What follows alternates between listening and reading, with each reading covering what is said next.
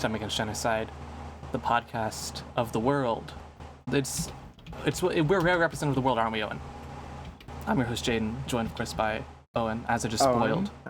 Because I kind of fucked this shit up. But, I think what's really representative of the global climate right now is two white guys in their early 20s. Yeah, sure. I think you would agree with that. Often we abbreviate this podcast show amongst talking to ourselves and friends as SAG, not to be confused with the Screen Actors Guild. But for Pride Month, how are we feeling about a little rebrand?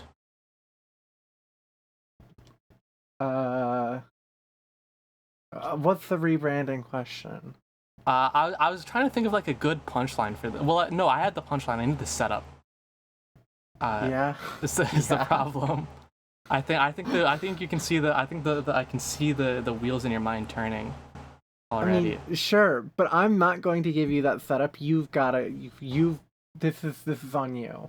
Freaks, because I think we're both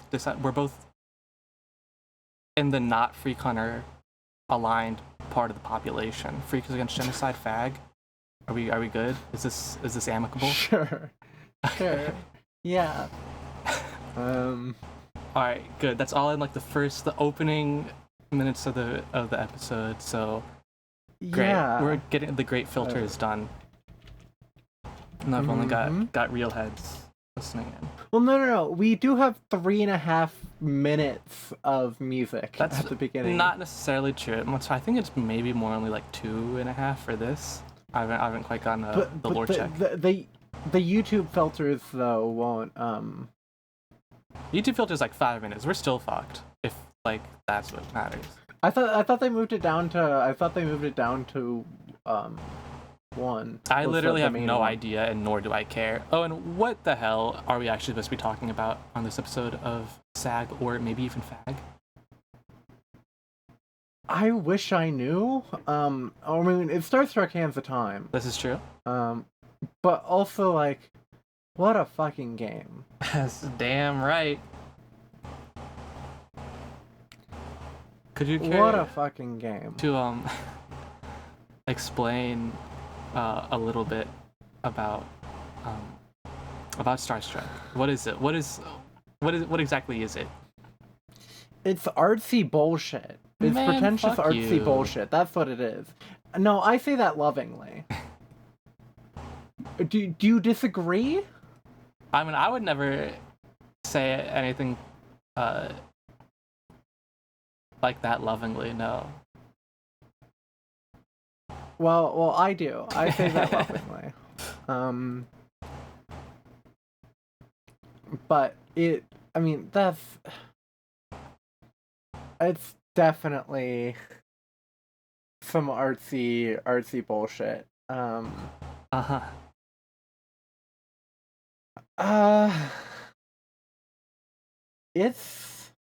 It's hard to explain in any meaningful way. This is true. You should simply play the game yourself and come back, honestly. It's not that long. And yet somehow it took us 3 sessions. Every time I'm like, all right, this is going to take us 1, maybe 2 sessions. You find a way. Rondo of Blood, you were dog shit. This, I don't know, you're just kind of busy for real. Yeah. Well, okay. My first session of this was at like 8 p.m. after a night out on the town in Towson, and then going like for a conference at like a academic conference at Towson that I was presenting at, but like the night before the conference. So, we played a bit of it and was like, okay, it's 11, I need to go to bed. This is true. I also downloaded the game off of my hotspot because the Wi-Fi. That's right, you did have to do that. Just download because the Wi-Fi was taking 8 hours of a hotspot. That's pretty funny. Because I went to download it and then I had my night out on the town. and then I got back, and it was like 14% downloaded, and I was like, what the actual fuck? That's pretty funny, I can't lie. Yeah. So, but that's... we made it. Yeah, we made it. We may have made it like a month and a half ago. We're a little behind, but that's okay. We're finally catching up. It might not feel this way to you, maybe, but definitely for me, this game feels infinitely more recent than what the fuck did we? Then Your Turn to Die. I agree on that. That is also just like, true. Your Turn to Die was February. This was March into April. Yeah, it was like infinitely more recent. Because sort of that conference was like the halfway point of my final semester of college, and so everything before and after that was like a big deal. It wasn't actually the halfway point or anything, but like it was the turning point of the semester. Yeah. So yeah, for a game with basically no like spoken word, this game sure has a really high quality VA cast. I'm gonna say it. Well, there are plenty of words spoken.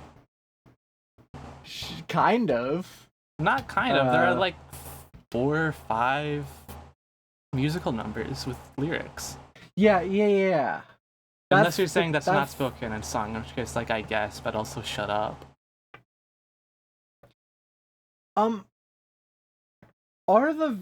Was the singing done by the character who's theoretically supposed to be singing its VA? I believe so. It certainly sounds like it. Okay. There's no other credit is what I'll say. At least I don't. Let me get a quick lore check on that, but I'm pretty sure what you're ultimately getting at here is yes.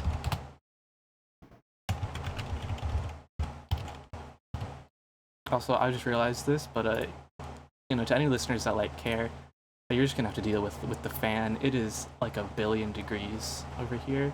Sorry. Yeah, it's the same. It's okay. VA spoken and singing. So, of our cast, we've got oh my god, we got so many people. We got a very we got a very Uchikoshi voice cast for only having 4 voice actors in it. The fact that there are there's any Uchikoshi overlap is immediately incredible. Is it not just the one question mark? That's more Kodaka coded. Hashtag IML. Sean Chiplock is your favorite character? I forgot about him. Like as a role. To be honest. I mean, obviously he didn't do much voice acting wise, but considering that he didn't, he was not the main voice that you're hearing. That's true. I guess Sean Chiplock is in the game as Zach, my goat. And yeah, and Sean Chiplock is, for those of you who don't know, Sean Chiplock is many Uchikoshi things. Notably, he's Pewter and Santa. Pewter and Santa. That's maybe the only thing. Yeah, those are the only. Unless there's a secret Ever 17 dub in the remake, which there isn't, but would be fucking nuts if there was. He's not in YIIK. He's not in World's End Club or I don't 100 think. Line. Did YIIK even have an English dub? It did. It took me a second to remember. It did, and it's good. I'll believe that. Anyway, so, but, like, anyway, he's in that. He's also in Kodaka Slop. He's What the hell is he in Kiyotaka. He's Kiyotaka. Fascinating. And one of the bears in V3. Oh, he's one of our glorious. He's the red Chuds. Ooh, that's the best one. That's the best one. Well, they're all bad, but. What? You're not a Mono Fanny fan? No. Not exactly. Oh, I hate them so much. You're not rocking with the Mono Chuds? No, not really. Ah. I like the rich one. The rich what? Really? The blue one? No, the yellow one. Oh, okay, yeah. I guess he's alright. The yellow one that fans out money and is the smug bastard. He's sick. He's the best one for sure. Why would you think the blue one is the rich one? Because I forgot about the other one entirely. Why would you assume, even of the ones that aren't the yellow one, why would you assume that the blue one is... He's like a rock star chud. Sure, yeah, okay. Yeah. So, yeah. Okay, back to the gaming question. Yeah. The 4 characters, or 5 characters that are voiced are Dawn, Edwin, Lucy, Zack, and Frog. Frog just being a frog. He's not just any old frog. I mean, sure. Am I wrong? Oh, the frog was... the frog was the... I guess the frog was in the development team or something. Yeah. Or at least was the... What is this? The sound producer and engineer of YIIK. Yeah. So, but then you have Elise Lovelock, Matt Shipman, and Sean Chiplock, who are all real VAs, and then my goat, Lucy's VA, has been in nothing else ever. So, yeah. yeah. Most importantly, that I was jump scared by, and well, in you too, I guess, is that of course Dawn is sort of the lead character here, voiced by Elsie Lovelock. Also, more importantly, the English voice of Kurado Suzuki in the 100-line Last Goon Force. Yes. And it's epical. Why would you say epical? It's 2026. We're halfway through 2026. You're going to grad school and you're saying epical? Yeah. What are you gonna do about it?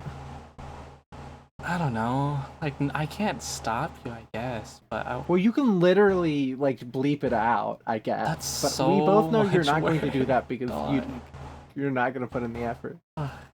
Me put effort into this project? Ew, no. Disgusting. I would never.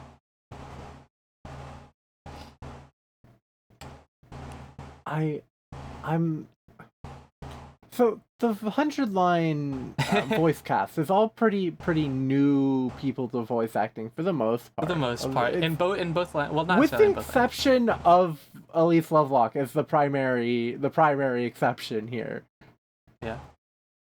She's been in a billion things dating back to 2009. Yeah. Where she's a League of Legends character and a Smite character. So, like... And a Black Desert Online character. Smite? Yeah. Really? Yeah, I think so. No shot. Yeah. Wow. I haven't heard that name in a minute. It's like finding out Overwatch is still alive. What's up with that? What's up with Overwatch? They're adding a character with a motorcycle. Why?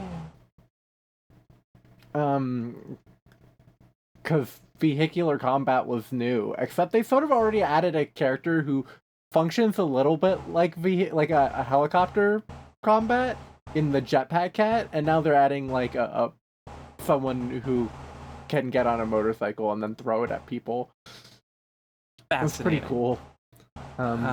We've just seen her ability breakdown. We've seen nothing else to date when we're recording this. That was her kit was revealed like yesterday or the day before, but no one's actually seen it, so no one's been able to actually play with it, so we don't know what any of the numbers are like or how the kit actually flows together, because the gameplay trailers of shooter games are like completely incomprehensible to how the characters actually work. Always. So many people are saying this, I think. Alright, so we got a little distracted from the question at hand when I asked you to describe Starstruck. And then we started talking about other shit. Wait. Okay. I'm waiting. I'm only so patient. Elise Lovelock is a singer for Super Mario Glitchy. I don't know what that is. Okay, never mind. Then ignore this. Sorry to break your heart. Okay, that's fine. What the fuck? No, speak on this. How to... It's sort of internet meme bullshit where Mario and friends do meme bullshit adventures. Okay. But apparently she was a singer for this. Which is fascinating. No, a job's a job. Yeah. Truly. Fazbear and Friends, the TV series? Sure. Truly fascinating. Okay. Not my problem. Cool. Okay. Sure.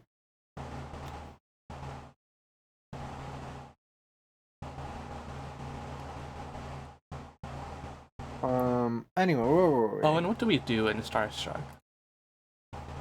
Mechanically. For the last, 40% of the game, hold the W key? You could do that, yeah.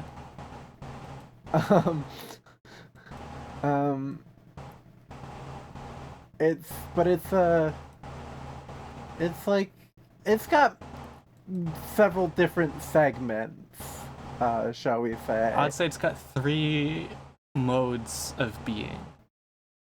Yeah, one is walking around. Yeah. You got adventure one game is walking Guitar around. Hero. And the third, the name for is eluding me. Katamari type beat. Yeah. And that's the segment of game I just did not particularly enjoy. Yeah. You were no disrespect, thematically it was bad at fascinating. I've never seen somebody lose. Oh well, I guess I haven't seen many people play the game at all. But I've never seen somebody lose the destruction segments twice, the same level twice. Well, then I destroyed it the third one, so it's a fascinating thing.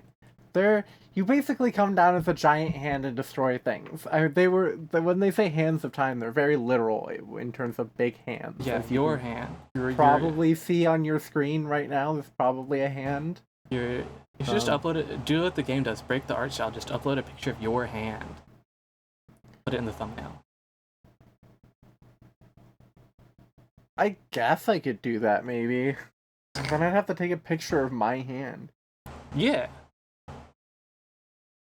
Got a problem with that?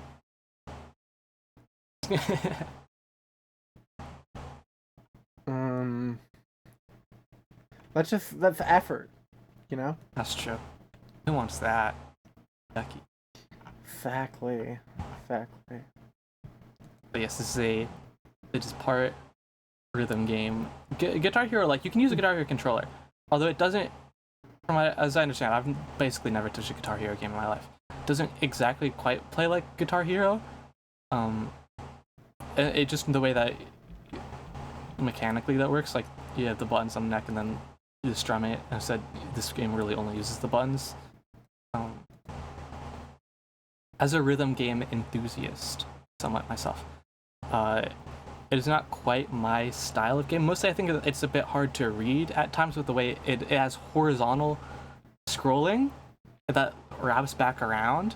I think especially with holds can be pretty disorienting, at least at higher levels. Yeah. But it's certainly, it's good, it's fun enough, and the songs are all pretty good. They vary in quality substantially. Sure, but I think generally, it's at least good enough, and with some standouts, some not as standouts. Mm-hmm. But it's not my cup of tea for going back to for free play, you know. Yeah. What are your qualifications? What was your big achievement in the last little bit? What do you mean? In terms of your rankings in a certain game in the last few months. I don't know what you're talking about. Unbeatable? Oh yes, I think I'm right now 58 global and unbeatable. And what are you regionally? Number 3, I think, but that's cheating because I'm not actually in Asia. I just started the game when I was in Japan, so I'm in the Asia region. And top 2, I believe, are the same person, just on 2 different accounts. I think. So you're sort of the second best Asian player of the game. Right. Yeah. I think they're both. I literally could be wrong. I don't remember. I don't know. I haven't bothered to check the leaderboards in a minute because I don't care. I've kind of. I don't want to say I've topped out, but I do think I'm approaching my limits. Or at least I'm content where I am, and I don't feel the need to grind out anymore. Yeah. At least not until the DLC comes out. You're the second best player in Asia, so. Well, not really, because think about it. There are a bunch of other players that are even better than me, but we're not in the Asia leaderboards. But they could be. You gotta expand your mind here. I mean, yeah, but you're highly ranked in the world at a decently popular game. This is true. And I have a good 137 hours in that, 200 plus hours in DIVA. I have 195 logged on Steam, and then many more on other variations of the game, including arcade. Dude, hold up! I have to say this. Sidetrack. Around Really Game Talk. So at the arcade in where I went to university, they had at the round 1 there they had a DIVA cabinet. They had the Hatsune Miku Project DIVA rhythm game. Started on console, then moved to arcade, and now the arcade port version have been backported to console. And they're high key worse fundamentally, but they're the only thing that we have, and at least the current version on PC is very mod friendly. So it's fine, I guess. But I prefer there's a couple differences in the layout from the way the games are designed for controller versus the arcade layout is 4 buttons laid out in a horizontal row, as opposed to, of course, a PS4 controller. So instead of having double button, 2 right on the D-pad and circle, that kind of thing, you have every other combination of holds or multis, and I'm whatever. Anyways, the point is, when I was back over there to visit about a month ago, they took it out. They took out the DIVA cabinets. I was so disappointed. They replaced them with Poppin', which is, I guess, a fine trade. Because Poppin' is much more of an arcade experience than DIVA, at least in my view. But they could have both instead of all the fucking other rhythm game cabinets that I think are grody. But that's actually, I'm just being a hater of the fucking like DJ one, and then a lot of like the 4-lane type of thing. Like basically they're all just like at a much higher speeds and skill ceiling version of like fucking piano keys mobile game. You know what I'm saying? I'm not a fan of those style. But those are popular because they can be easily done on phones. Yada yada yada. So, are you an Osu gamer? I've never touched Osu in my life. It scares me. Fascinating response. Not what I was expecting. Really? I thought this was no. For sure. Well, no, I knew you hadn't played Osu. That wasn't what I was expecting you to say about it. Well, I don't know, it just doesn't look like a particularly fun style. Like maybe on a touchscreen, but on like mouse or whatever, the fucking like dragging that shit around. I'm like, no, thank you, not for me. The clickety clackety Osu mechanisms that people make. I really don't know what they make, but yeah, it scares me. And also I guess Osu you just import whatever, but like this is kind of something we can talk about. In my mind, there is a kind of like rhythm game music, which is very high-speed electronic music that I find kind of unpalatable to listen to. Yeah. And that is what I associate with Osu. Yeah. And I'm like, I don't want to play that, which is why another great point in Starstruck's favor is that it's like not that electronic hyperpop. Yeah. Shit. Starstruck is not that. It is much more. No, decidedly not. I mean, you guys listen to 2 songs. I know both of them. You only know maybe one of them. Well, I know that it's gonna be whatever is entrance or revenge or whatever. So do you know? Yes, Enter Oswald is the outro. Yeah, the last episode. I know. Yeah, I know the song. I don't know what you're gonna pick for the intro because Enter Oswald is like the best track in the game. I believe I have the whole thing downloaded. I believe I'm going. Maybe I could change my mind. Doing the sort of the duet battle between Dawn and is that it? Sebastian? What's your brother's name?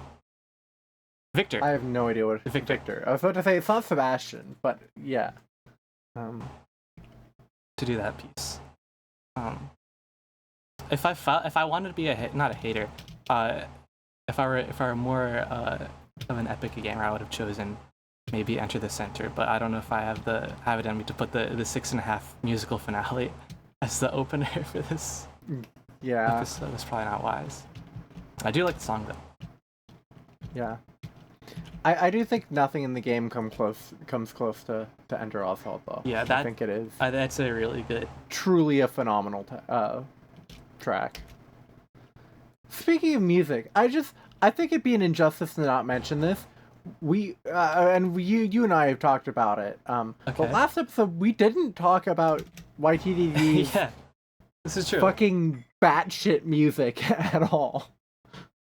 I was just complaining about loud electronic music, but like if you can just do it good, it's fine. Just do it good. Also, people don't like it, and That's people are true. fucking stupid. I mean, it is kind of grating. It's kind of grating because by default it's simply way too loud. Like Your Turn to Die.exe is simply mixed too loud. Yes, but also like it's intentionally grating in a way that I think works really well. Anyway, back to this game. It's also maybe a bit too short before the loops, and the loops aren't very well programmed. Probably, yes. I'll agree with you. They're there. like the tracks are like 30 seconds long, and they don't loop. Yeah. They just start over. Anyways. Yeah. Back to Peak. We got Peak Slop over here.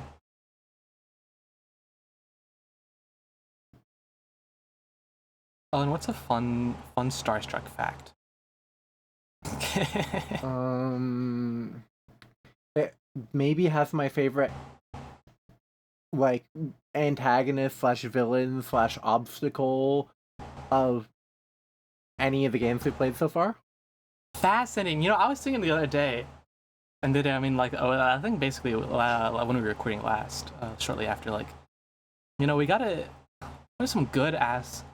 I think it's because I got mad thinking about Barnabas in Final Fantasy 16, who's ostensibly the main antagonist, but whatever. I do not need to get into how much I hate Final Fantasy 16. Basically, being what a dog shit villain and how that really negatively impacts the game. Like, what are the best SAG villains? Of like, okay, obviously Arvis. Arvis is good. Be saying Oswald / the Mold / Oswald / Edwin / like we'll get into it. I have thoughts on the Mold, and it's artsy bullshit, and I love it. I think as nothing as Hyper Light Drifter was, Your Own Death, I think is / Judgment is a phenomenal. It wasn't a phenomenal SAG villain, but in terms of the games themselves, I think Judgment / Heart Failure is a really good villain. It could be. I feel like 100 Lines villain is Kodaka and Uchikoshi themselves. I even considered, Veshnesh and Shirei, but of course, all-timers.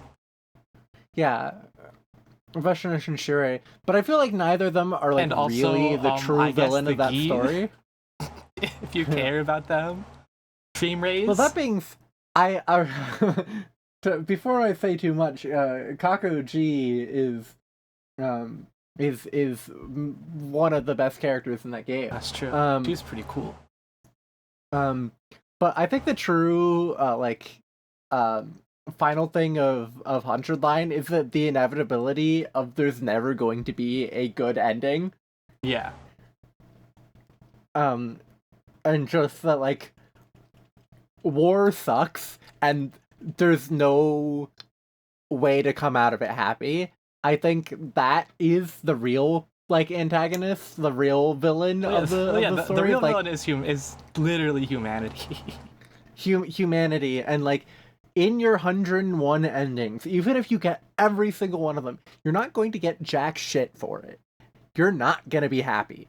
You're not going to find. You can find an ending that you like a bit, but at the end of every ending, either everyone's fucking dead, or most people are dead, or there's a good amount of people who are alive and happy, but they're about to run into, right after the camera stops, they're immediately going to, be in a world of suffering, even if they don't know it yet.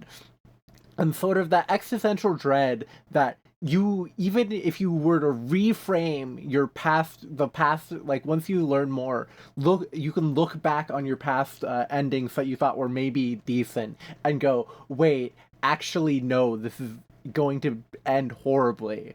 I think that's the fact that it's okay, you put all this time into it to never get a happy ending. And no matter how much Takumi and what's their name, Hiriko, but how much effort they put into getting a good ending, they're literally never going to do it. It's just not possible. I think that's phenomenal. Yeah, I mean, the real villain of 100 Line, the real super real villain, go 5 layers in, is Takumi choosing to make the choice to go back in time at all. Because he just couldn't accept it. Couldn't accept a fine ending. And oops, frankly, Torment Nexus forever. Because frankly, it's maybe the best ending he's ever going to get. Yeah. In a way. Thinking about it. The best ending maybe for him personally. Most, a good amount of people are still alive, they're about to be in a world of hurt.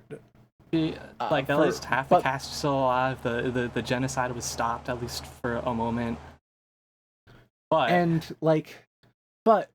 Kitten. But Kitten. And also, here's the thing. That ending doesn't have the weight of every other ending and itself on it, right? Yeah. Because all future endings have the weight of that ending and it, even in isolation of everything else, even in isolation of the endings that have the weight of literally every other ending baked into them. It's awesome. Anyway, yeah, 100 line is truly brilliant, actually. I can't believe we just got our 100 line segment out of the way, like half an hour in. Oh, and I hope you are recording, by the way, and that you're not doing one of your classic fuck-ups. Oh, I'm recording. Okay, that's good. I'm recording. You're prone this is gonna be a good episode. You're prone to not doing that. I am. Then again, the first episode, you fucked up, so, you know. That was like 8 minutes. Yeah. Not like a whole episode. Yeah. Other antagonists. Let's go through. So Elden Ring. Literally, who cares? I'm sorry, no. The answer is like not really. I mean, I like Moog. Moog, Lord of Blood. Moog, all-time guy, but in terms of like actual antagonists, especially like as a character, is more what I was thinking. Like, you know, I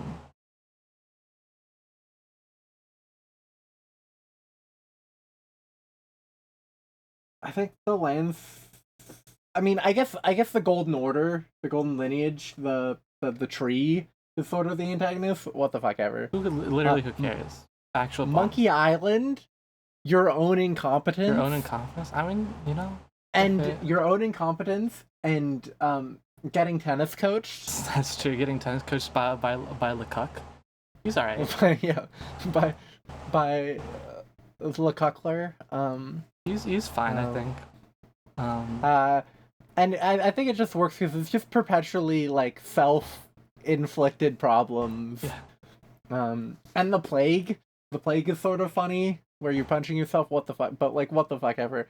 Sunless Sea. We didn't play enough of it to get into anything. But just the grind and trickle towards death. Mm-hmm. Is sort of the thing, but we didn't like actually experience that in any way, shape, or form. Yeah. 100 line we talked about. Fire Emblem we touched on. It's self-evident. Arvis and Trevant are goated. Yeah.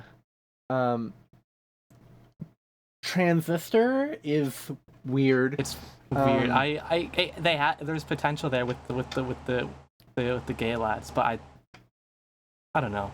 They're both not enough of a presence for me to like care, but also if they were more of a presence, it might be diminished in a way. So Agreed. I don't know. And the actual guy at the end is a who cares. He's no disrespect. He's just like he did have that. He did. I am remembering a SAG moment that we failed to mention when we were talking about SAG moments. Actually, okay. Of when he started freezing time and using the things on you. You were like, whoa. And then it was immediately back to nothing. Yeah. There's a glimmer. Something there. There's a glimmer of something there. Mirror matches are always cool, except until they stop being good. And the whole thing with like everyone's like memories in the sort of gravestones, if those actually like mattered in any way, I'm sure you don't even remember what I'm talking about. You're bringing it up, and my brain is trying to pull at things that it knows are there, but it can't quite recapture. Yeah, if it was something, maybe that would be good, but they're not. Castlevania. Rondo of Blood. I mean, Dracula is like he's Dracula. This is not Rondo of Blood is not Dracula's finest showing.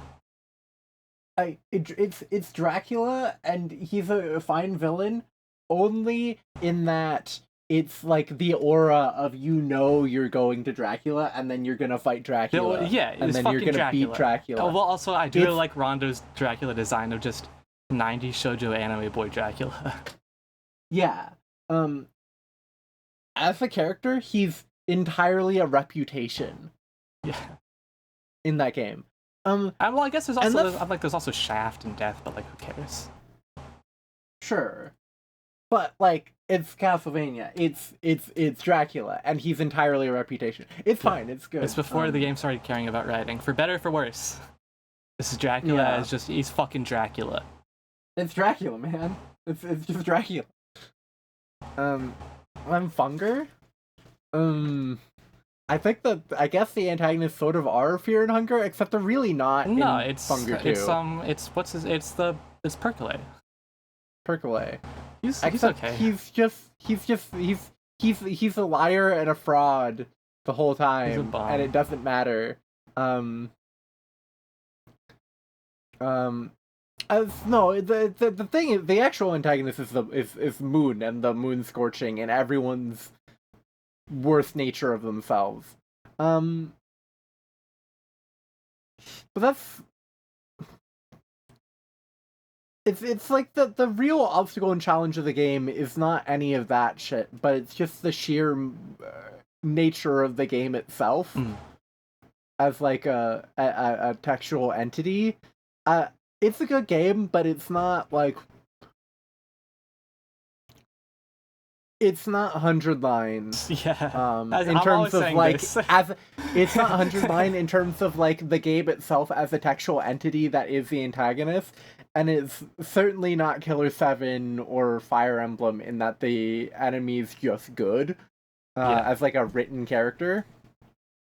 I touched on Judgment / Heart Disease as the villains of HLB. Then we got Claire Obscure. I didn't want to talk about. I hate Claire. I mean, we both do, but I mean, the villains. No, but Renoir and the Renoir is the best part of that game. I don't know. He kind of annoys me. I think he's sort of sick. I think he's the main redeeming factor of that game. Personally. I don't know. I'm tired. But he's not even really. He's absolutely the villain. What are you talking about? No, we're the fucking villain for making a world full of suffering people and then leaving it to die.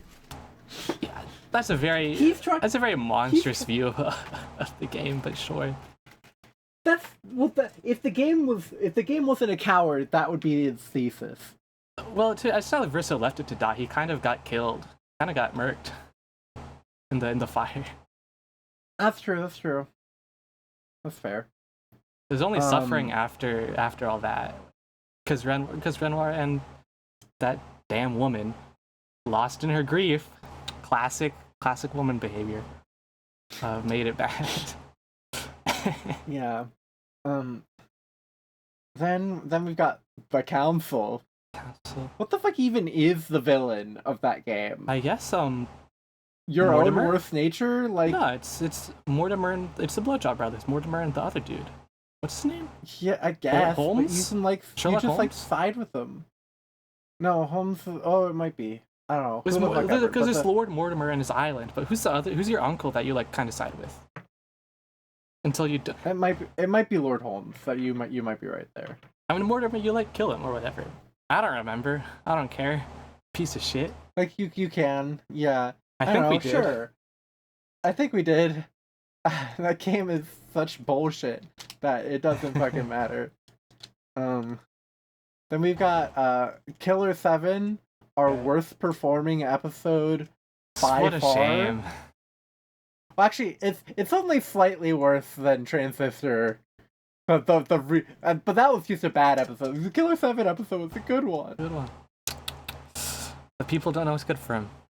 But yeah, Kunlan, goated. He's pretty. I don't know. He's kind of goated. And then the minor Goon Squad, Trevor Pearl Harbor, all-time guy. Andre Almeida, actual all-time guy. Epstein. That's true. Curtis, all-time guy. If you read into it, Harmon, goated villain. Oh, definitely Harmon. For sure, 100% Harmon. It's awesome. Yeah. I love the Department of Education, the United States Department of Education. Yes. My favorite. Oh, I think you mean the Ministry of Education. Or Ministry of Education, because we have ministries now. Yeah. In this post-war world. Yeah. Or whatever is going on in Killer 7. Anyway, it's sick. And then so good. YTDD. There's like several villains, and we kind of went over it in the last episode, but like Gashu clears. Yeah, Gashu is goated. I'm not excited for Slender Man in the finale, yada yada yada. You can listen to that episode. Yeah. And then that brings us to this game. Here. The villain of this game is, one way to look at it is maybe that the villain of this game is the idea that no art is original, that the United States is just a continuation of Nazi Germany, and that Nazi Germany is a continuation of the Roman Empire. Is there all stagnation is going to kill us all, and there's no point in doing anything other than immortalizing yourself as part of the legacy of the Nazis. I mean, in a way, yeah. And that's awesome. That's fucking so awesome. Good. This is a game. This is Guitar Hero. Starts as Guitar Hero. And ends as Walking Simulator. Yeah. It goes hard. Do we want to talk before we get into some other stuff about the pure visual aesthetics of the video game? It is, I mean, it begs comparison to Earthbound in a lot of ways. I mean, obviously, classic Earthbound inspiration, as everything is. Mr. Tenda, the lead writer developer of the game, classic guy on around old fan gamer stuff and on Starman.net, I believe. I mean, I wasn't around back then in those circles, but I mean, I'm vaguely aware, and all that stuff. And then very, very literally, I'm sure how familiar you are with this, but in the Mother games, all the characters and enemies in promo material are represented with the little clay, molded clay figures. That is basically Starstruck's whole visual aesthetic taken even further. I think it's really, really pretty.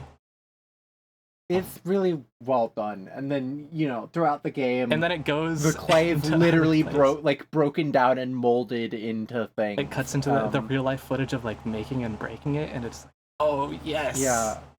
Oh. And making of the sets and things.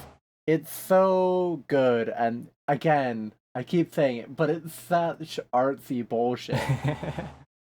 It's sick. It is. I mean, if you like Starstruck Hands of Time, I have a movie for you. It's called Executive Koala by Minoru Kawasaki. Hell yeah. They're not really about the same things at all, but I think if you appreciate one, you can appreciate the other. Yeah. Yeah, sure. Maybe that's just me talking, because self-evidently, an Executive Koala head. Yeah. But yeah, and then the clay stuff into the way the whole main town of the game is set in a diorama that you destroy. You have your own as the captain, photorealistic hand, customizable hand. Because unlike other modern AAA video game avatar creators, this game remembers that black people exist.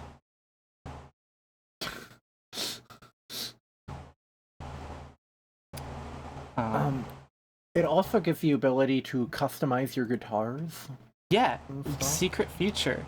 You can customize your guitar and your ship HUD. I'm maybe the first person to ever use it. Yeah, not discovered on Owen, obviously. We used the little instruction guide, but first person to ever use it in an actual playthrough. Yeah. Putting the SAG logo out there. I was the SAG logo. Sosajima was there. Sosajima from Your Turn to Die, not Sosajima from I the Somnium Files, to be clear. Both. Yeah, that's true. I only remember Sosajima, Your Turn to Die. Yeah, they were both there, and then unfortunately I didn't realize. I guess I don't know if I didn't realize it was Sean Shiplock or something. Or or what, but I should have had Santa on there or Yeah. something, but I didn't. Anyway, we had Kurara. Actually, we did also have a Suzuki. Kurara mask. That was the main one, actually. Yeah, it was. I mostly remember the Sosajima jump scare because it's such an all-timer image. Yeah, and I sort of surprised Jaden with this halfway through the game, or like 75%. Yeah, like you told me you were doing it, but you didn't tell me what you were doing. Yeah, and it was awesome. It was so good. It's a lot of fun. Yeah, something it was so good. As we were saying, unlike other coward games, this game will just say that the U.S. is direct lineage of Nazi Germany. How do we feel about this? It's so good. It's so good. Yeah. This game's awesome. Because it's like, yeah. Do you want me to read a little line from Mr. Tenda himself? It's more of a paragraph. From a question. I think it's from an interview for a video essay thing. At least that's where I have it from. By quote, "A game where you were never the hero" by Ice Cream. Shout out that. Question: How would you describe your work? Answer: Starstruck is a story that's related to a contradiction in the modern worldview that we're all aware of deep down, but that we don't like to think about. Not everyone can be at the top. We're taught in school that all humans are equal, but then we're also taught that, according to science, humanity as a species was created in the first place through the deaths of the losers, a cruel and bloody process that's been clinically named, quote, survival of the fittest, end quote, so that we don't think about the horror of it too much. These two aspects of the modern materialist worldview are obviously contradictory, and I think on some level, modern people are troubled by cognitive dissonance as a result. As the world becomes more and more bifurcated so rapidly that we can see it happening right before our eyes, I think this question will unfortunately keep popping up more and more, as it has been doing anyway ever since Cain's sacrifice was rejected and Abel's was accepted. My hope is that Starstruck can help some people deal with this question.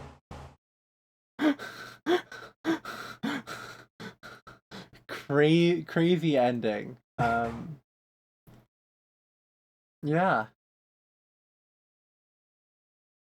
But I mean, I see what he's coming. I see what's cooking with that. Yeah, no, it's sick. I'm just so, you weren't anticipating the Bible poll?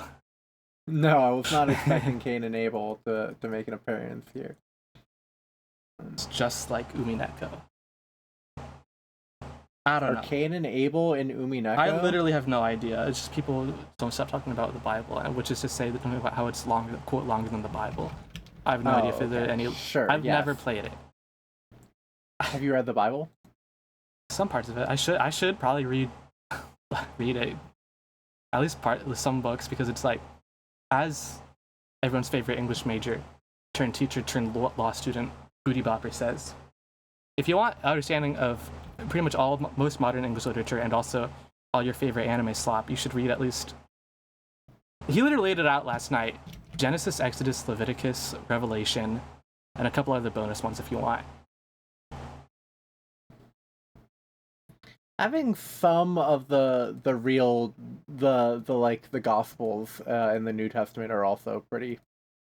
Yeah, I mean, I can't remember what the actual list was. It was a funny bit though. Okay, it was Genesis, Exodus, Job, Jonah, Gospel, Revelation. Job? Yeah, dude, Job owns. Real interesting. It's entirely so that you can understand Moby Dick. Almost certainly, that's what he's getting at. Oh. Fucking sure. Okay, yeah. I don't know. Anyways, I do think it is interesting and perhaps somewhat fitting, if ultimately a bit tragic, that a game. So one of its core aspects is the idea that no matter what, simply not everybody, regardless of talent or skill or whatever, can be at the top or in the public eye, the center of attention. Would itself be somewhat of a commercial failure, or at least Yeah. very much a hidden video game, you know. Not a breakout success the way that some games in the sphere are. And it's a shame, but it is somewhat poetic, I think. Yeah. I mean, obviously, I would prefer if Mr. Tenta saw success, but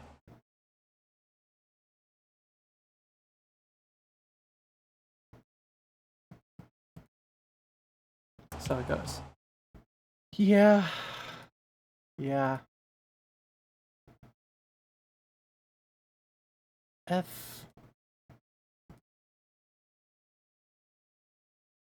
It is. It's a hell of a game.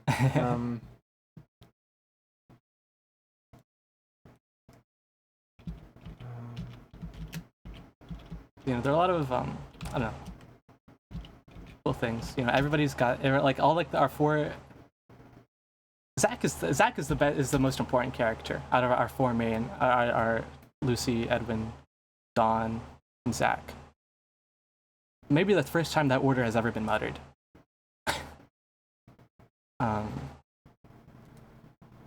Because, you know, Edwin is ostensibly the main character, although it's very funny the way that he, like, when you get to play as Dawn, he's like shoved out from like the focal point of like the menu. When you choose like between Edwin, Dawn, and the hand, and like all the key art, he's away from the center where she is. It's awesome. He doesn't even get first billing in the credits. What a chump. My chud son, Edwin. And, you know, he's obviously like, he wants, you know, desire and attention, but doesn't quite have the rationale as to why one would want it, or a means to get there, other than because, you know, he aspires to be like Dawn. Yeah. Dawn's got her own. Let's talk about these characters for a second. Yeah. Give everyone context. Edwin is our protagonist. He's a guy. He plays the guitar. He's not sort very of good. All right. And that's largely him. He's got weird parents that are very obsessed with the television and the moon landing. Which I feel like if yeah, sure, yeah.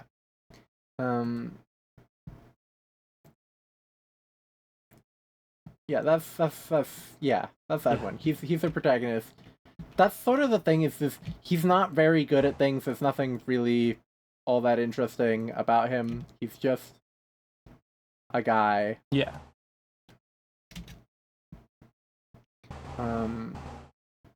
We got Dawn, the local star of the music world. She's awesome. Her mom's a cop. Ew. Her mom doesn't. They don't like each other very much, and she's got a brother who they don't get along particularly well anymore either. He's a classical cellist. Cellist. So yeah, that's sort of their deal, because of also the relationship to the good old Oswald, and that her mom is not only a cop but also like a realtor. Just in some way. God, it is so funny, that connection. If you're a failed artist, after trying, all right, step 1, failing at art, copy someone else. Step 3 or step 2, flee the country and invest in shitty real estate practices. Yeah, man. So good.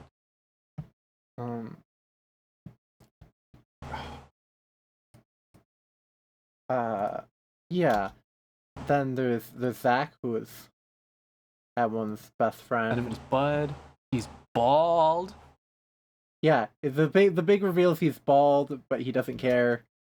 It's funny. Yeah, he's basically the idea of not the idea, like the platonic ideal of like I guess well, just maybe a bit strong sounding phrase, but like you know, um, instead of taking your insecurities over your music and your art or whatever to apocalyptic levels, you can simply be chill about it. Yeah. It's okay. You could just be fine. You could just live your life. Yeah. Be there for your friends and shit. And last but not least, your Blorbo. My Blorbo. That was Jane's Blorbo. My Blorbo is Lucy, and she's a deeply fascinating character to me. She's like portrayed as this, I'd say probably Southern black kid, based on things. She's super sweet, perfect girl. She plays the saxophone. She's got some real jazz, like proper jazz chops on her. Yeah.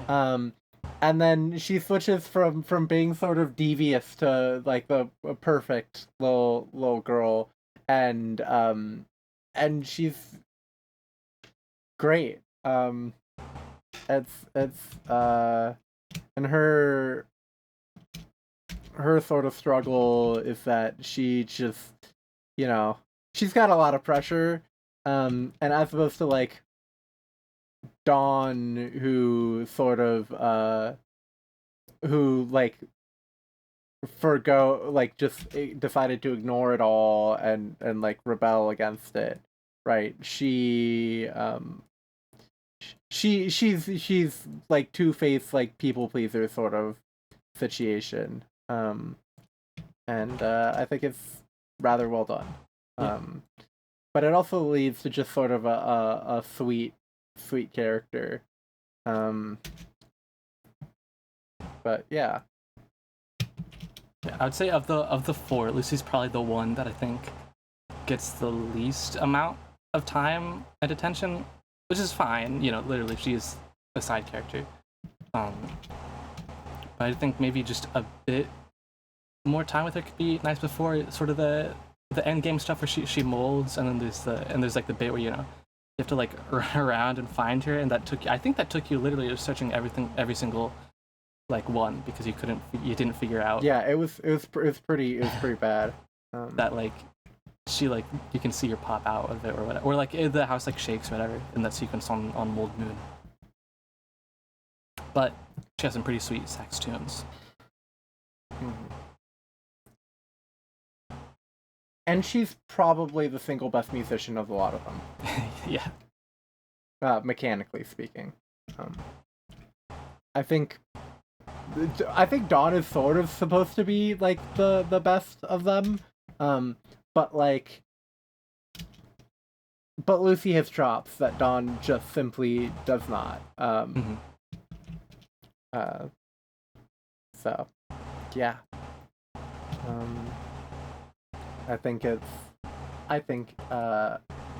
I really enjoyed whenever she was around. How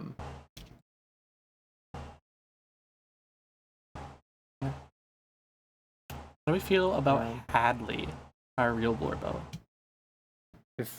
Which one's Hadley? The computer. Oh, the computer. Yeah, the computer's good.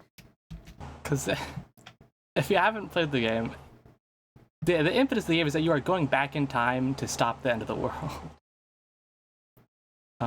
Yeah. And this is Hadley's is your, like, you the player are forcing this.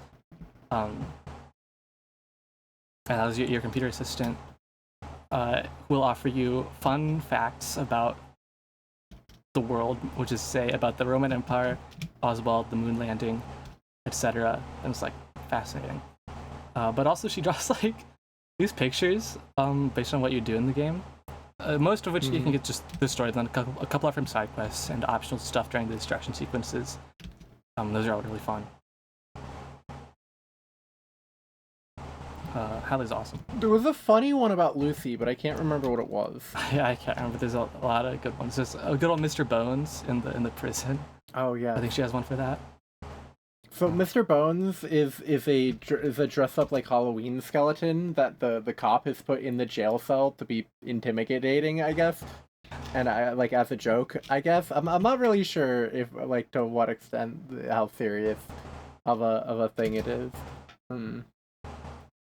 But yeah. Like, don't forget, as like good like the sort of like all the like great like artsy stuff or whatever you want to call it, sort of in the latter parts of the game is worth noting that the game's like first chunk. I think it's just like pretty well done comedy, just walking around town meeting some interesting guys, like the bully that just fucking kicks around, has a laugh. You stun walk into him. You can find him in a couple places. I think that's a good bit. There's the postman on his bike that just, or not, he on a bike? I can't remember. Yeah, I think he is. That just fucking runs you over. Classic guy. The frog, and then it's like revealed at the end of the game that he's been sort of stuck in some sort of like mindless loop the whole game. Yeah. That's so good. Of course, Frog and his brother, Sad Frog. Impeccable. Best side quest in the game, because you can do side quests to get alternate guitar skins, such as the lily pad guitar or cardboard cutout guitar. Yeah. Actually, that one you just get by being in prison. True. Yeah. Let's see. Anyway, it's sick. Yeah. So the mold and mold and Oswald. Yes. The villains of this game that led to us talking about SAG villains because they're so good in my opinion. I already said sort of like metatextually what they are, but like literally what they are. They're like so the mold is like this sort of concrete dead coral-esque buildup of lithification that happens to the world situationally and do you want to explain what Oswald? I mean, more about who. I kind of know what, but who. So Oswald, he has a last name I can't remember. It's funny though. He is pretty much just I don't know if pastiche is even a good word of I'm forgetting his name. I'm blanking on his name. He's a very important Wagner, of Richard Wagner. But like textually related to Wagner in that he ripped off Wagner to try and get his success, back in the day or whatever. And then he would, and sort of the progenitor of the mold, at least near as we can tell. Or like the first host of it? Yeah. Then he ended up going to America, getting into like real estate. I can't remember the exact details because it's not that important. It's more of a funny bit than anything, kind of, at least in my view. And there are like real things you can extrapolate from that. But and sort of gathered a small fortune. He has a big statue in town, but he himself sort of became molded and calcified as he was in his plagiarist mansion, where he also has relation to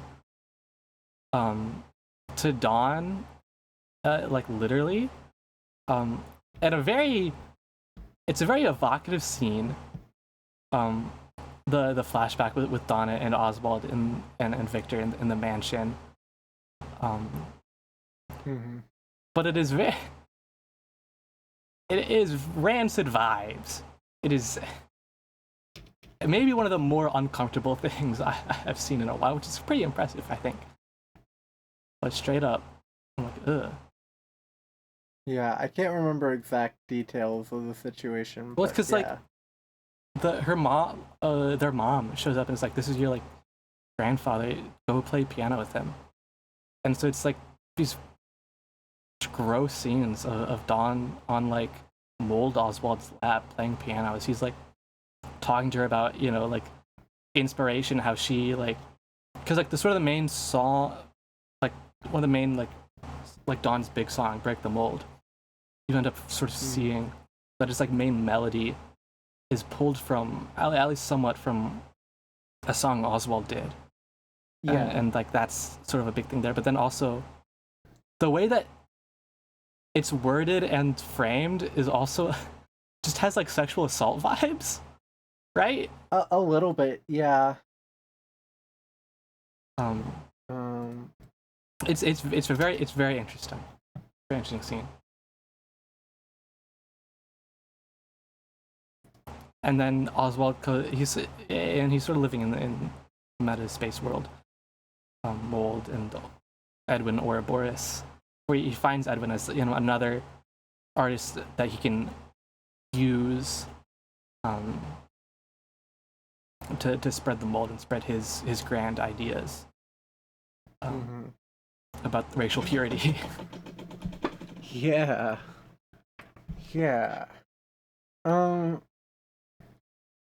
Which is fascinating. One thing that's fascinating about this is Dawn is not white. Yes. Dawn is like Asian American.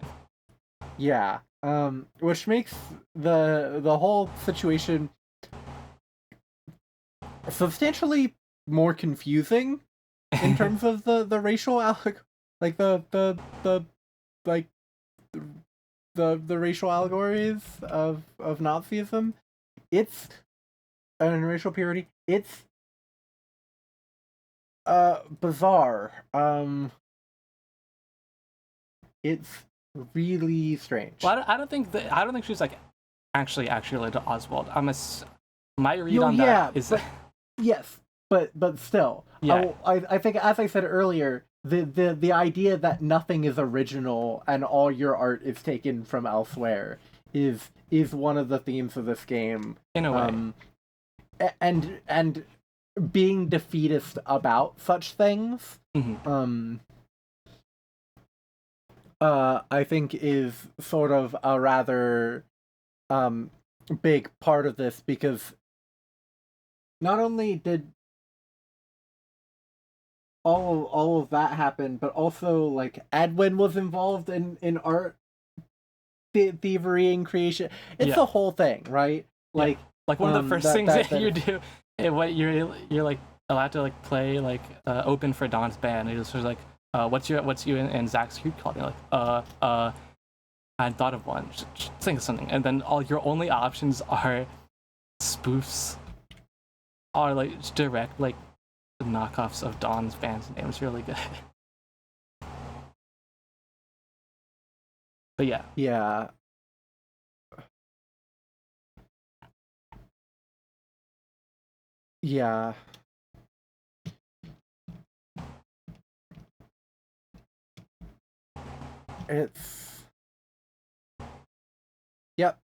It's good. It's really good. But I mean, like, on that line of like sort of the limit between theft, inspiration, and like how you want to deal with that on some level, sort of, right, like what the line is there. It's interesting because it's a game that's very much, you know, wearing its inspirations on its sleeve. It's doing the clay figurines of Earthbound and the Mother games, and with a similar sense of humor. I think it's pretty transparent about that. You can literally use a Guitar Hero controller in the game. You know, it invites a lot of comparison to its inspiration. And it's very acknowledgement. It has a bibliography. This is maybe the only video game ever to have a bibliography. Yeah, it's fascinating. So it's like, yes, obviously, you know, nothing exists in a void, and you have your inspiration from somewhere, but you can't let that, like, you know, stop you from making more art, because no art is ever going to be, art is going to remain not original. That's not gonna change, you know, like Mhm. people are gonna keep making art and it's gonna keep coming from other sources, and that's fine, actually. You can't let that be the end of everything. Yeah. Everything is a continuation of everything that came before. Like, that's just how the world works. Yeah, including the American Empire. The American Empire, yes. Yeah. Do we want to talk about the endings, plural, a little bit here? Yeah, but first, I mean, you know, the joke is that we're rebranding from STEM Against Genocide to what? Freaks Against Genocide, I guess. At least just for the next 2 weeks.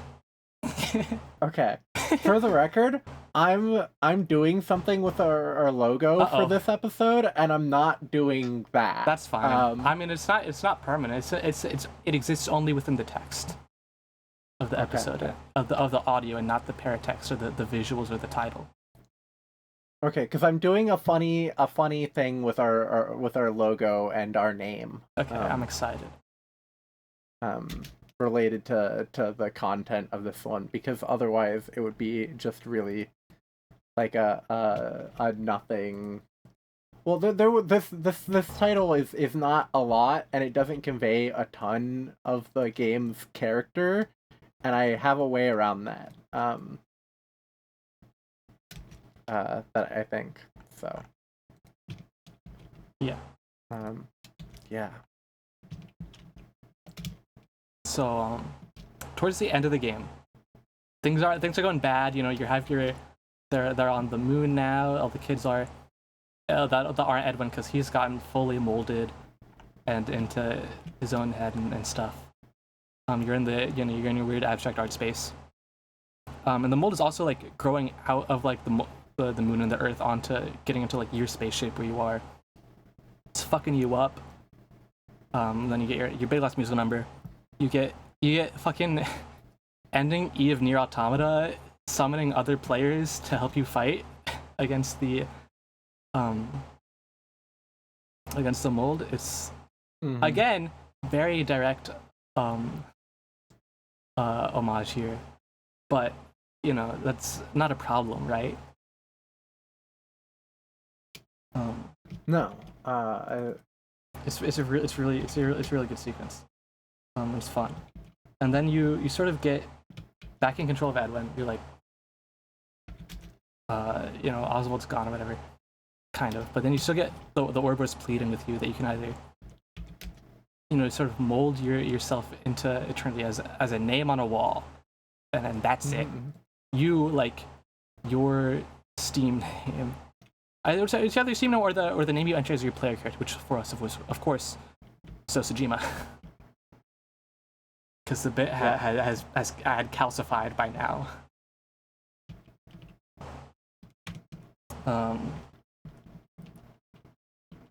But if you're observant, and also I think you have to have done the frog side quest where you help out depressed frog. You can hear like him sort of giving like a little hand crank off to the side, because you're in like a 3D space, but you're fixed camera perspective, so you like the wall is like rotating, showing all the other players that have chosen to mold themselves. But if you walk over a bit, you can talk to Frog and be like, do you deserve this? Is this really, you know, what happens? Do you want a second chance? You know, do you deserve a second chance? And so you can either, you know, say yes and give Edwin a second chance, or say no and have him be molded forever. And initially, you molded, but the game crashed. Yeah. Well, it didn't crash. It like soft locked, basically, not actually triggering the final sequence of getting your name on the wall. Yeah, it was really weird. Really funny.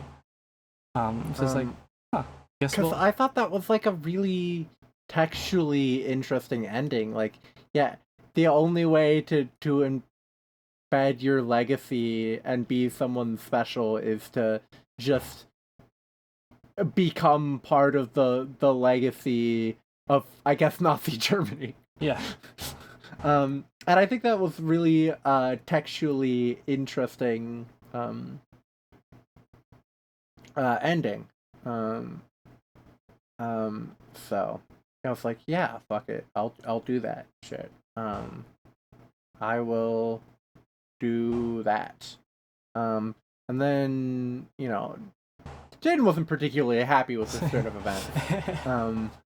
And then the game crashed, and I had to redo the final track, and then I did the ending of give Adam forgiveness, and instead you, like Christ himself, die for his sins, because you have your own, because you're the player's hand is like a big part of the destruction sequences, but it basically just chopped off at the end, stuck in the world of Earth, past Earth, and ends up there all bloodied on the moon, and then fucking get there, the creation of Adam, but it's your hand in Edwin, as the, run it back, but without the influence of the mold and Oswald. Because of the statue, it's just a little seed planted there. Get it? Themes and such. As Edwin and Zach go off to live their lives and such. We've gotten to the part of the episode where I can barely understand what you're saying again, but because I know the content, I can follow along. Yeah, it's just about forgiveness and such. Does Edwin deserve it? I think so, honestly, but you could choose not to. That's fine. Apparently a lot of people don't. But it could also be that a lot of people didn't do the frog, or didn't figure out that. From what I've seen on just watching a couple YouTube videos, because at that time I was trying to see, is this intentional? Because what happens if you do the mold? Basically the same thing happens. You just get booted to the top screen, and then if you load your save, you're basically stuck at the same thing you were at, but with Edwin molded, and not just his normal model. Which is really funny that you got basically the same result. But then if you do the other ending, you and try and load your save, it's this player is dead. Which is fascinating. Pretty cool bit. But yeah, I think it's a good closing point for the game. And maybe for the episode, do we have anything else to talk about? Sorry, what? I have no idea what you just said. Do we have, and maybe a closing point for the game, and maybe also for the episode, do we have anything else we wish to highlight or talk about in any way? Have you been doing any gaming or other things? Not really. Last night I got my brother to start playing YIIK again. Wow. He played the first 15 minutes of it a bit ago, and was like, no, Minecraft and Kingdom Hearts, and I was like, yeah, well, not Minecraft, ew, boo, Kingdom Hearts, yeah. I was like, nah, fucking, we're doing it today. Go boot up right the fuck now. That's so mean. That's not really what happened, but yeah, so, and then I've got him in. He's hooked. Where is he at? What part of the Renju has just been hung up on a fish hook. All right, okay. And that was where we ended. So, yeah. Do I have anything that has been going on? For me, not exactly. It's been the summer of Final Fantasy XI. I've decided, why not? While extended free trial stuff got me in, real revamps to it, and also just a general other from that, and also some stuff in 14 with the 11 crossover. Why not? Let's do it. It's the one main line I haven't done. I've got nothing but time right now while unemployed. Fuck it, we can at least try it, and if I like, I'll keep going. And I like it fine enough. At least mechanically, it's kind of whatever. It gets better as you know, now that I'm closer to the level cap and end game stuff. Not really. I've only just finished Rise of the Czar, the first expansion, last night. Because it is, of course, the other MMO before 14. Before WoW, it's a 2002 PS2 MMO. And it has really not been changed systems-wise, at least in the way that like it runs and stuff. Like, literally, so the launcher, which Play Online is this whole fucking ordeal of getting set up and stuff. If you don't use a third-party tool, it will just eat your whole CPU instead of using your graphics card or being optimized in any way, because it's trying to run on like DirectX 5 or something. And it just doesn't. It's awesome. Not really. It's kind of terrible. But it is. I don't know. It's an interesting feeling game to go to because it's just very. It's not at all what it was back then, and it just can't be, right? It's an MMO built on like really want to encourage players. You have to work together, form parties to do it, like any real combat past like the first 10 levels or so. If you don't do any dungeons or encounters, even just figuring out what to do for like the main story and stuff, you'd have to figure out and talk to other players. But that's just, it's been 24 years. That just isn't how the community is, not how the internet is anymore. If you ask anybody a question, they'll just tell you to look it up on the wiki. Like that's just, that's just it. That's how it is nowadays. And also the whole leveling curve is just so radically different that you basically aren't doing any combat until the end of the base game, because you can just summon NPC party members, because obviously you're not going to get, not really, you could ask and maybe somebody would help, to just party up for leveling and stuff, but like realistically you could do that and you could wait for that and hope, or you could just use the NPC party members summons that you can get. That will just be so much better than you dealing infinitely more damage than you ever could hope to until you're level 60, level 70. Why bother? So it's a very weird game to go and play. But it does kind of have really good vibes, like just the aesthetics of it all, and the way it sort of deals with large open spaces. And maybe unintentionally, because at this point it's not that many people playing compared to 20 years ago. The way that these open, vast spaces are just completely devoid of other human activity. Not as much as it was, because again, there's pretty sizable influence right now. So I actually do see other players, and I've had a couple of social interactions. Shockingly, I know. But it's just sort of this sad, melancholy feeling of, I don't think I could ever find it in me to actually dedicate the time and the grind that it used to take. Certainly not anymore. Maybe I could see it. Maybe I've been being into it, but not the me that exists right now. Certainly not in the way that things are set up and the world is, the internet is structured right now. It's very much a relic of its time, but it's, I don't know. It's fascinating. It's fun to go into, even if it does annoy me a lot with its quest design. Because like some stuff of its quest design is just designed around having multiple players to do dungeons, but you just don't have that. And so, like I was doing something last night, where it's, in a dungeon, go get a 10% drop from an item from an enemy.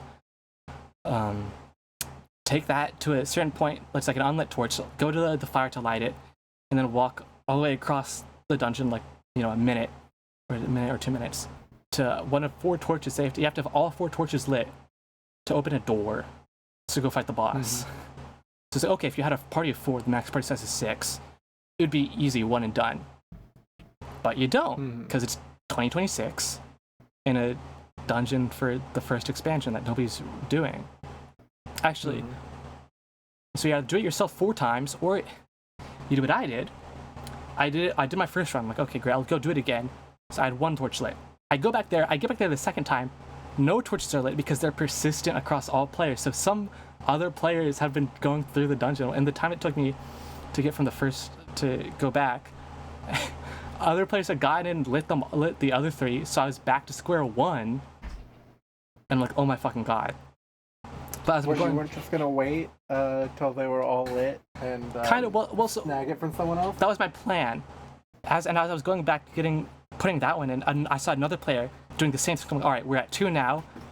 I'm not gonna. I thought about sending him a message, being like, all right, we're gonna work this out together. But I'm like, nah, because let's be honest, it doesn't matter.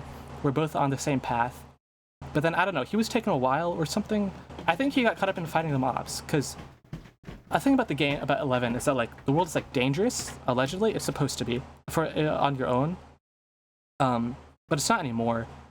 Certainly, NPC party members make it easy, and also just infinite access to basically not having enemies be able to aggro on you, so you can just traverse. It's either boring because no combat's happening, you're just walking, or it's boring because you're being bombarded by enemies that aggro on you but don't take any resources to kill. There are no resources, right? I'll complain about this when we talk in like 3 episodes when we talk about the game we're currently playing. But like you don't. The encounters, it's the dungeons and enemies are laid out like a dungeon crawler, but without the resource management aspect. You can just regen your HP and MP and stuff in between battles. It's fine. And the enemies don't pose a threat either, so it's just annoying if you are aggroed by them. But then I walked back. I lit the 3rd one, and we're like waiting for him to come back because I don't want to run back and risk him having lit the 4th one going in and then me not being there for the door. So then while I'm waiting, it's like 30 seconds pass, and a dude comes out from the other end of the door. I'm like, fucking finally! So I was just able to rush in and do that. That was pretty fun. Awesome. Not fun, but like, the kind of thing that you wouldn't get in, say, Final Fantasy 14.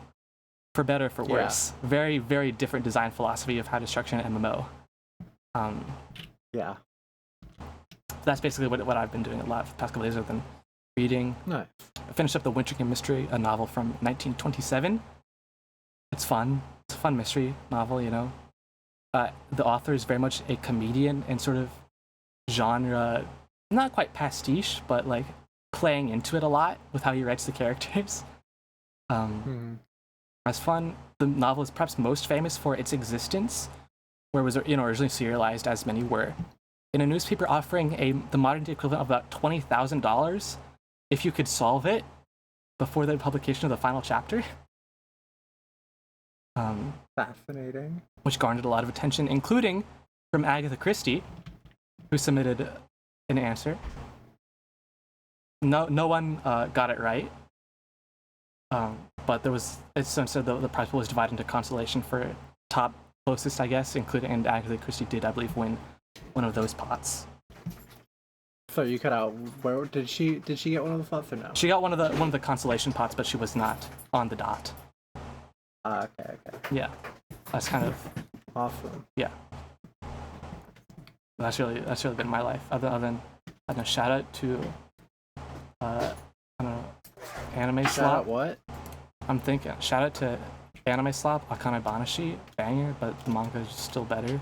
But yeah, it's pretty good. Pretend I know what you said, and even if I did know what you said, or know what you said, and even if you didn't pretend to know what that is. Yeah. Anyways, not really much going on. Is it time for our ranking? Before that, do you want to see our logo redesign? Okay, sure. You've got it. For the episode, yeah, I just finished it. Okay. Oh, that's good. Yeah, I found some clay letters online to do to steal to replace our logo, and I think it's kind of cute. That's pretty cute. I like that. That's fun. Because there's not like a ton going on in this. I could put in a hand, but I think it's simpler if I just like don't. Yeah. I just go really, really simple, really pure with it. I just leave it really, really nice, real classy. Yeah. Simple.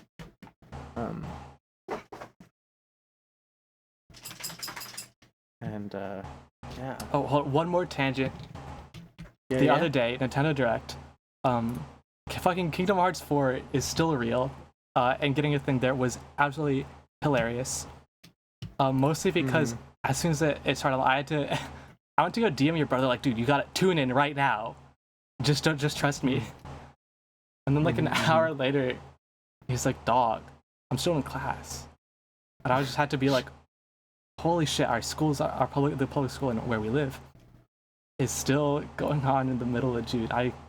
It's been so long, yeah. I forgot just how bad it is.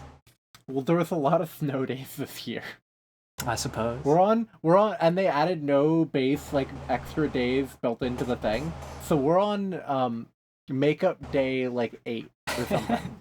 What do you mean they don't have any days baked in? What the hell? Yeah, they decided not to do any after last year.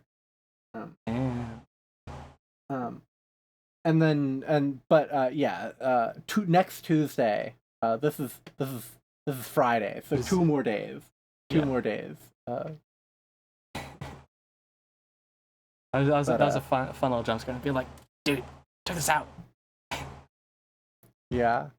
And also new Fire Emblem Slop. Yeah. I'll probably play it eventually when I can get a Switch 2. Same with new Xenoblade. It's probably gonna be fine, but I don't know. I have trust issues after the Xenoblade 3 DLC was fine, but kind of stupid and going against what the whole base game's themes was, and then also the new content at the end of Xenoblade X remaster made me mad in a way I haven't been since Nirvana Initiative. But 100 line was peak, so never count them out. Yeah, oh my god, my stance on 100 line in our first episode is so funny, dude. So close to a year anniversary. Just based on what we knew about it, it didn't really have any right to be good. Yeah. Yeah, demo wasn't out then, I believe.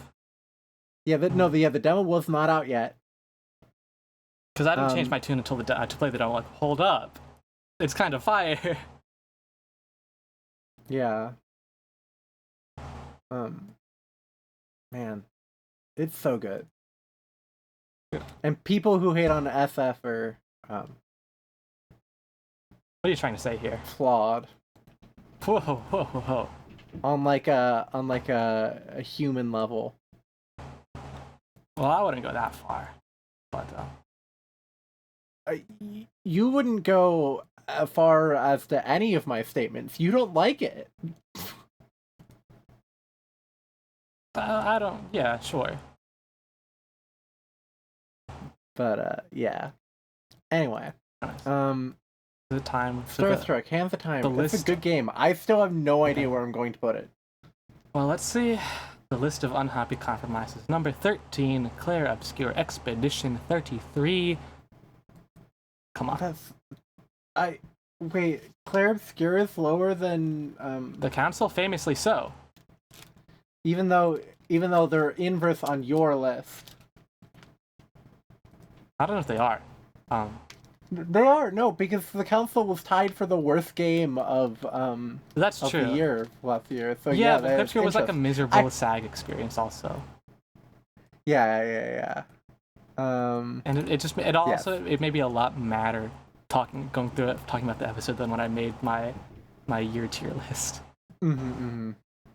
Okay, yeah. Anyways, so, yes. Better than Clips here. Better than the council. Better than Rage Quitting Majora's Mask. Better than Monkey Island, I hope. No, yeah, of course. Hyper Light Drifter. Yeah. Transistor. Yeah. Rondo.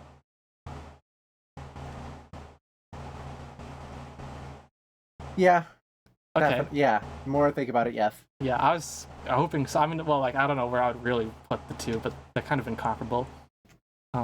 They're thoroughly incomparable. But I mean, Rondo is my big one on this list that I'm like, damn, but that's okay. Sunless Seas. Yeah. It passed your arbitrary Sunless Seas threshold. Yeah, past the arbitrary Sunless Seas. Your turn to die. Space - death game by majority - This is where it's going. It's probably touching YTDD. I'm Okay. just not sure on which side. In my opinion, it's above Yeah. it. Okay. I think so. But think about it a little. What's above what? Yeah, no, that's what I was leaning towards too. If nothing else, because Your Turn to Die has yet to conclude. Yeah, and isn't even finished. And also, imagine if Your Turn to Die tried to. This is like what I thought Your Turn to Die was going to be, trying to say something about like democracy or something. But thankfully, it didn't do that and was bad and would have been bad. But this game says stuff and is good. Okay. It beat out Fire Emblem Genealogy of the Holy War? Yeah, no, I don't think it does. Okay. I can accept that. So is this an acceptable position on the board? I think that is perfectly acceptable for a pretty short and sweet experience with some hiccups, right? You were not fond of its rhythm gameplay. Well, the rhythm, yeah. Well, what I really needed to do was just recalibrate it. Yeah. Because there's a calibration section, and I didn't do that until 75% of the way through the game. And then it was fine. Yeah. Then it was fine. Okay, so is this... Yeah. And then, no, the part I really didn't like was the Katamari shit. I just didn't find it enjoyable. Yeah, okay. So our new number 5 is Starstruck, Hands of Time, Beneath, Fire Emblem Genealogy of the Holy War, Elden Ring, Killer 7, Green Hunger 2, Colon Termina, and the 100-line Last Goon Force. Guys, our next game is so incomparable to every other game on this list. Well, it's kind of comparable to Elden Ring. Okay, yes, it's comparable to Elden Ring, except only a little bit, because it's not like a set adventure. We'll talk about it next time, but it's gonna be a doozy in terms of figuring out where on the list it goes, because I can't even begin to think of how to compare it. Yeah. To a lot of these other games. But that's okay. That's okay. It wasn't meant to. It was supposed to be a quick breath of fresh air. Speaking of fresh air, I don't have it right now. I think a dog just took a shit. Again? And I've been recording this. Yes, well, Bernie hasn't been liking to go outside in the hot and/or rain. That's fair. I wouldn't either. So it's a problem. I feel like this has happened twice recently, and you've been around both times. Yes. By chance. Recording one of our the current game we're playing, which is a doozy. Yeah, I have thoughts about it. I don't know how someone could play it and not have thoughts about it. Well, I don't know if they're the thoughts you want. I don't think it's not some amazing gem. It's the best part about the game is what hasn't happened yet. So there's like nothing. We're at the last mission of the game.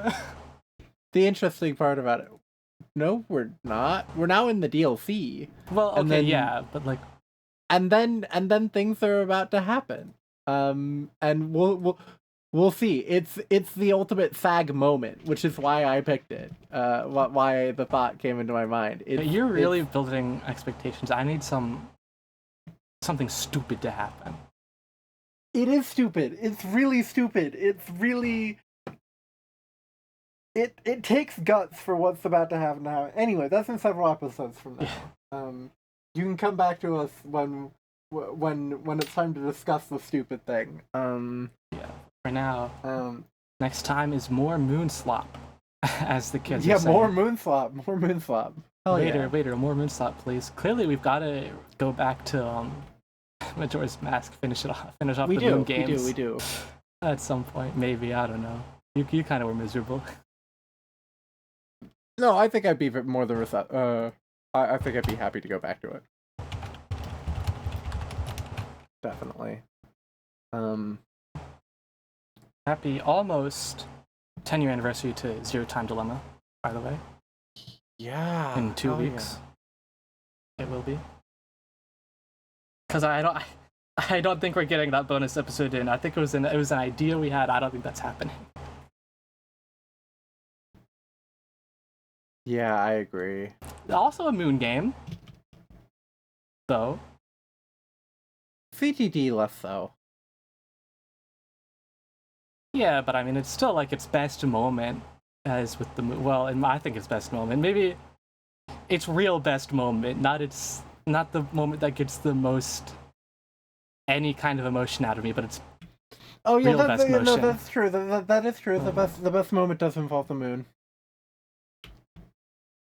That's fair. Because obviously the moment that gets the most out of me is pan the camera, but I mean, I don't know if I can call that its best moment.